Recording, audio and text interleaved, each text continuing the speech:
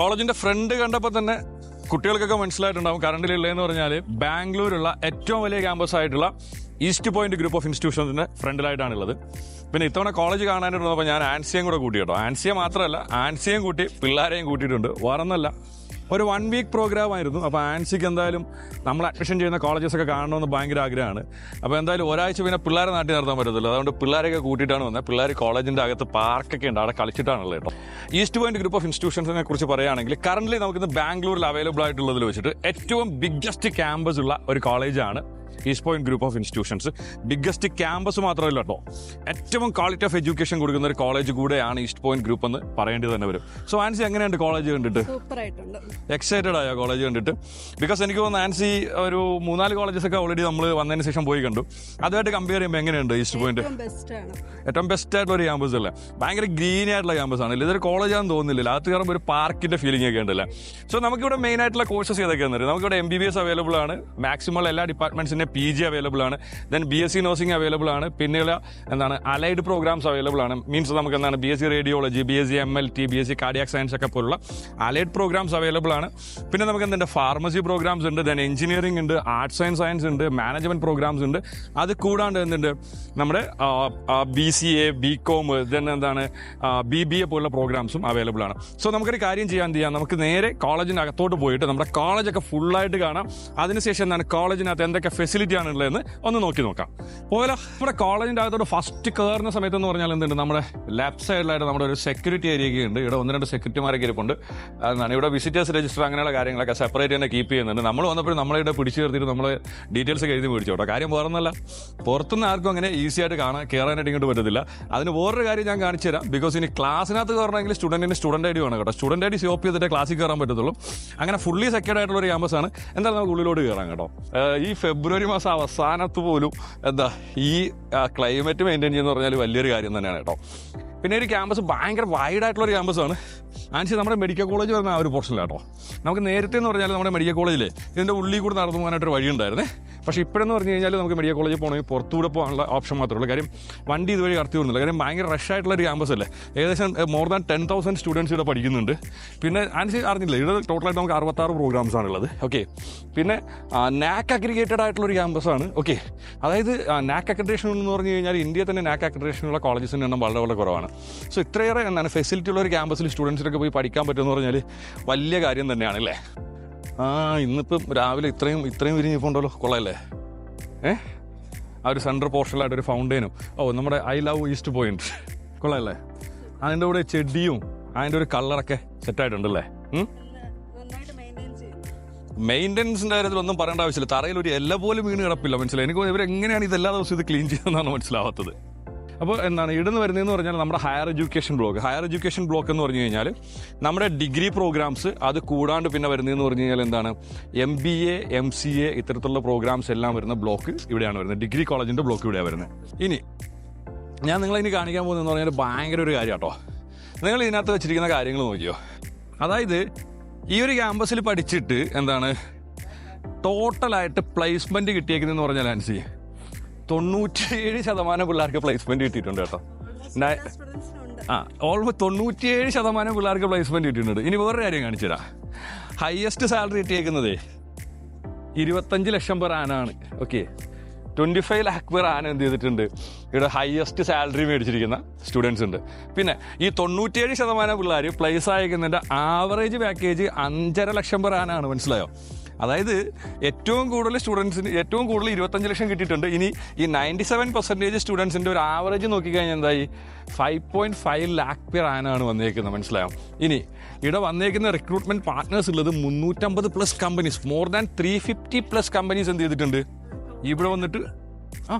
ടോപ്പായിട്ടുള്ള 350+ companies എന്ത് ചെയ്തിട്ടുണ്ട് ഇവിടെ വന്നിട്ട് എന്ത് ചെയ്തിട്ടുണ്ട് പ്ലേസ്മെന്റ് നടത്തിയിട്ടുണ്ട്. മനസ്സിലായോ? ഇനി MNCസിൽ മാത്രം സെലക്ട് ആയിരിക്കുന്നത്, അത് മൾട്ടിനാഷണൽ കമ്പനീസിൽ സെലക്ട് ആയിരിക്കുന്ന 86% സ്റ്റുഡൻസ് എന്ത് ചെയ്തിട്ടുണ്ട് മൾട്ടിനാഷണൽ കമ്പനിയിൽ സെലക്ട് ആയിട്ടുണ്ട്. പിന്നെ ഇവിടെ പഠിച്ചതിൽ 60% സ്റ്റുഡൻസിന് മൾട്ടിപ്പിൾ ഓഫർ കിട്ടിയിട്ടുണ്ട്. അതായത് ഒന്നിലധികം ഓഫർ കിട്ടിയിട്ടുണ്ട്. അവർക്ക് എവിടെ പോകണമെന്നുള്ള കാര്യം അവർക്ക് തന്നെ ചൂസ് ചെയ്യാൻ പറ്റുന്ന രീതിയിൽ എന്ത് ചെയ്തിട്ടുണ്ട് പ്ലേസ്മെന്റ് കിട്ടിയിട്ടുണ്ട്. സോ പ്ലേസ്മെന്റ് ആയിരുന്നില്ല അപ്പോൾ ഒന്നും പറയാനില്ല. ശരിയല്ലേ? സോ കോഴ്സ് കഴിഞ്ഞതിന് ശേഷം ഫാസ്റ്റായിട്ട് പ്ലേസ്മെൻറ്റ് പോകണം. എവിടെയെങ്കിലും പോയിട്ട് നമുക്ക് വളരെ ഫാസ്റ്റായിട്ട് സെറ്റിൽ ആവണമെന്ന് പ്ലാൻ ചെയ്യുന്നുണ്ടെങ്കിൽ നേരെ വിട്ടോ ഈസ്റ്റ് പോയിന്റ് തൊട്ട് വന്നോ. സോ നമുക്ക് എന്ത് ചെയ്യാം, കോളേജിന്റെ ബാക്കി വിശേഷങ്ങൾ കാണാം. സോ ആൻസി എന്തായാലും പ്ലേസ്മെന്റ് ഒക്കെ സെറ്റ് ആയിട്ടുണ്ടല്ലേ, ഒന്നും പറയാനില്ല. അതായത് 97% എന്ന് പറയുമ്പോഴേ, അതായത് പഠിക്കുന്ന എല്ലാ പിള്ളേരും ജോലി കിട്ടിയിട്ടുണ്ടല്ലേ. ഈ പഠിക്കുന്ന എല്ലാ പിള്ളേരും നോർമലി കോളേജുകളിൽ ജോയിൻ ചെയ്യുന്ന ഒരു 97% ആൾക്കാർ ഗ്രാജുവേറ്റ് ആവാനുള്ള ചാൻസ് വരെ കുറവാണ്. ഇവിടെ പഠിച്ചിരുന്ന സ്റ്റുഡൻസിൽ 97% ആൾക്കാർക്ക് ജോലി കിട്ടിയെന്ന് പറഞ്ഞാൽ ഒരു വല്ലാത്തൊരു അത്ഭുതം തന്നെയാണ് കേട്ടോ. എന്തായാലും സംഭവം എന്തായാലും പൊളിച്ച്. നമ്മുടെ ടർഫ് ഇല്ലേ, നമ്മുടെ എന്താണ് ഫുട്ബോൾ കളിക്കാനായിട്ടുള്ള ടർഫ് കാര്യങ്ങളൊക്കെ കൊള്ളാം. നന്നായിട്ട് ആർട്ടിഫിഷ്യൽ ഗ്രാസ് ഒക്കെ ഇട്ടിട്ട് നന്നായിട്ട് തന്നെ ആക്കിയിട്ടുണ്ട് അല്ലേ, വളരെ നന്നായിട്ട് മെയിൻറ്റെയിൻ ചെയ്യുന്നുണ്ട്.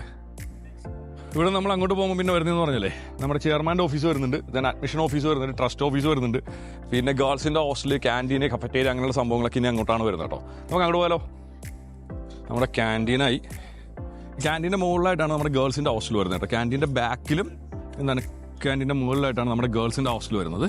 ഓക്കെ, പിന്നെ ഇവിടെ തന്നെ എന്ത് ചെയ്തിട്ടുണ്ട്, നമുക്ക് സ്റ്റുഡൻസിന് വേണമെങ്കിൽ ഈ സ്കാൻ ചെയ്യാനും പ്രിൻ്റ് ഔട്ട് അടിക്കാനും സ്പൈറൽ ബൈൻഡിങ് അങ്ങനെയുള്ള കാര്യങ്ങളൊക്കെ ചെയ്യാനായിട്ട് ക്യാമ്പസിനകത്ത് തന്നെ ഒരു ഷോപ്പ് അവൈലബിൾ ആണ്. സോ സ്റ്റുഡൻസിന് ഇത്തരത്തിലുള്ള ആവശ്യങ്ങളായിട്ട് ബന്ധപ്പെട്ട് എന്തിരുന്ന സ്റ്റുഡൻസിന് പുറത്തോട്ട് പോകേണ്ട ആവശ്യം വരുന്നില്ല.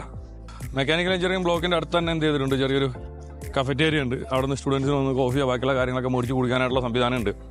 മെയിൻ കഫറ്റേരിയ നമുക്ക് അവിടെ ഉണ്ട്. അത് കൂടാണ്ട് ഇവിടെ എന്ത് ചെയ്തിട്ടുണ്ട്, ഒരു സെപ്പറേറ്റ് ഒരു കഫറ്റേരിയയും കാര്യങ്ങളൊക്കെ സെറ്റ് ചെയ്തിട്ടുണ്ട്. നമ്മുടെ ഫാർമസി കോളേജ്, അത് നമ്മുടെ ബോയ്സിൻ്റെ ഹോസ്റ്റല്. ഓക്കെ, പിന്നെ ആ കാണുന്നതാണ് നമ്മുടെ എന്താണ് ഡിഗ്രി കോളേജ് വരുന്നത്. ഓക്കെ, അതാണ് നമ്മുടെ ഡിഗ്രി കോളേജ്. ഓക്കെ, ഞാൻ നേരത്തെ പറഞ്ഞ ഒരു കാര്യം, നമ്മുടെ ആ ഒരു സെക്യൂരിറ്റിയായിട്ട് ബന്ധപ്പെട്ട കാര്യം നേരത്തെ പറഞ്ഞിട്ടുണ്ടായിരുന്നല്ലേ. നമ്മുടെ എല്ലാ ബിൽഡിങ്ങിലും എന്ത് ചെയ്തിട്ടുണ്ട്, ഇങ്ങനത്തെ ഒരു സംഭവം വെച്ചിട്ടുണ്ടോ, സെറ്റല്ലേ. എല്ലായിടത്തും നമുക്ക് എന്ത് ചെയ്തിട്ടുണ്ട്, പിന്നെ നമ്മുടെ ID കാർഡ് പഞ്ച് ചെയ്തിട്ട് കയറാനായിട്ടുള്ള ഒരു ഓപ്ഷൻ എന്ത് ചെയ്തിട്ടുണ്ട്. എല്ലാത്തിൻ്റെയും നമ്മുടെ മെയിൻ എൻട്രൻസിൽ തന്നെ എന്ത് ചെയ്തിട്ടുണ്ട്, അവർ സെപ്പറേറ്റ് ആയിട്ട് വെച്ചിട്ടുണ്ട്. സോ എന്ത് ചെയ്യുക, ഒരു ഔട്ട്സൈഡറിന് ക്യാമ്പസിന് ഉള്ളിലോട്ട് എൻട്രി ചെയ്യാന്ന് പറഞ്ഞാൽ എന്താണ്, ഒരിക്കലും പോസിബിൾ ആയിട്ടുള്ള ഒരു കാര്യമല്ല. 1, 2, 3, 4, 5, 6 ഫ്ലോറാണുള്ളത്. പക്ഷേ എന്താണ്, ലിഫ്റ്റ് അവൈലബിൾ ആണ്. അപ്പോൾ അതുകൊണ്ട് തന്നെ സ്റ്റുഡൻറ്റ് നടന്ന് കയറണം അങ്ങനെയുള്ള ബുദ്ധിമുട്ടൊന്നുമില്ല. അപ് ടു 6 ഫ്ലോർ വരെ ലിഫ്റ്റ് അവൈലബിൾ ആണ്.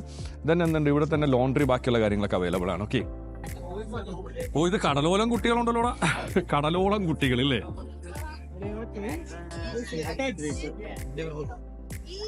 അവിടെ ഇതാണ് നമ്മുടെ മെക്കാനിക്കൽ എഞ്ചിനീയറിംഗിൻ്റെ എന്ത് വരുന്നത് ഡിപ്പാർട്ട്മെൻറ്റ് വരുന്നത്. ഇതാണ് മെക്കാനിക്കൽ എഞ്ചിനീയറിംഗ് ഡിപ്പാർട്ട്മെൻറ്റ്. ഓ, അവിടെ ഒരു സിറ്റി യൂണിയൻ ബാങ്കിൻ്റെ ഇതുണ്ട് കേട്ടോ, ATM കാര്യങ്ങളൊക്കെ ഉണ്ട് കേട്ടോ. ATM വർക്കിംഗ് ആണോ നോക്കിയാലോ. ATM വർക്കിംഗ് ആട്ടോ, ATM വർക്കിംഗ് ആണ്. നോക്കിയേ ATM വർക്കിംഗ് ആടാ. ഇത് പുറത്തോട്ടാണോ വർക്കുന്നത്, അത്തോട്ട് തന്നെ കേട്ടോ. ഇത് ATM ഒക്കെ വർക്കിംഗ് ആണ്, വേറെ പ്രശ്നമൊന്നുമില്ല. ATM ഒക്കെ വർക്കിംഗ് ആണ്. സോ ഇതാണ് നമ്മുടെ എഞ്ചിനീയറിംഗിൻ്റെ ഒരു ക്യാമ്പസ് വരുന്നത്. എഞ്ചിനീയറിംഗിൻ്റെ മെയിൻ ബ്ലോക്ക് അത് അവിടെ ആയിട്ട് നമ്മുടെ മെക്കാനിക്കലിൻ്റെ സെപ്പറേറ്റ് വരുന്നുണ്ട്. ഇത് നമ്മുടെ കമ്പ്യൂട്ടർ സയൻസും എന്താണ് artificial intelligence, then artificial intelligence and machine learning, അത്തരത്തിലുള്ള എല്ലാ പ്രോഗ്രാംസും വരുന്ന ഒരു ന്യൂ ജനറേഷൻ കോഴ്സ് അല്ലേ. ന്യൂ ജനറേഷൻ കോഴ്സ് കാര്യങ്ങളൊക്കെ വരുന്ന ഒരു ഡിപ്പാർട്ട്മെൻറ്റ് ഏരിയ എന്ന് പറഞ്ഞാൽ ഈ ഒരു ഏരിയയാണ് വരുന്നത്. ഓക്കെ, ആൻഡ് ഈ ഒരു IILP എന്ന് പറഞ്ഞാലേ ഇൻഡസ്ട്രിയൽ ഇൻ്റഗ്രേറ്റഡ് ലേണിംഗ് പ്രോഗ്രാം എന്ന് പറഞ്ഞൊരു കാര്യത്തെക്കുറിച്ച് കേട്ടിട്ടുണ്ടോ? ഇല്ല, കേട്ടിട്ടില്ല.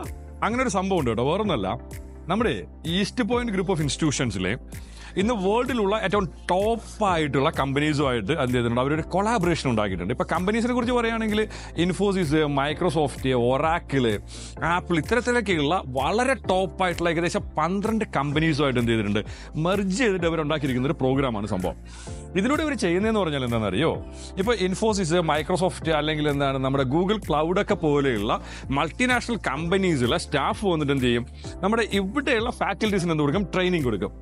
അങ്ങനെ ട്രെയിനിങ് കൊടുത്തതിന് ശേഷം ആ സ്റ്റാഫായിരിക്കും എന്ത് ചെയ്യാൻ പോകുന്നത്, ഇവിടെയുള്ള കുട്ടികളെ പഠിപ്പിക്കാനായിട്ട് പോകും. വൺസ് നമ്മൾ ക്യാമ്പസ് കാണുന്നതിൻ്റെ കൂടെ ഇവിടെ നമുക്ക് CS-ലും അത് കൂടാണ്ട് വേറെ ഏതൊക്കെ സ്പെഷ്യലൈസേഷൻസ് ആണ് അവൈലബിൾ ആയിട്ടുള്ളത് എന്നുള്ള കാര്യത്തെക്കുറിച്ചൊക്കെ നമുക്ക് ഡിസ്കസ് ചെയ്യാം. സോ ബാംഗ്ലൂർ വന്നിട്ട് എഞ്ചിനീയറിംഗ് പഠിച്ചിട്ട് എന്ത് ചെയ്യുക, നിങ്ങൾക്ക് ഫാസ്റ്റായിട്ട് ജോലി കിട്ടണം, നല്ലൊരു MNC-യിൽ പോയിട്ട് സെറ്റ് ആവണം എന്നൊക്കെ നിങ്ങൾ പ്ലാൻ ചെയ്യുന്നുണ്ടെങ്കിൽ എന്ത് ചെയ്യുക, ഒരിക്കലെങ്കിലും ഒന്ന് ഈസ്റ്റ് പോയിന്റിനെ കുറിച്ച് ചിന്തിക്കുക. അതിനുശേഷം എന്ത് ചെയ്യുക, ഈസ്റ്റ് പോയിന്റ് ഒന്ന് വന്ന് കാണുക.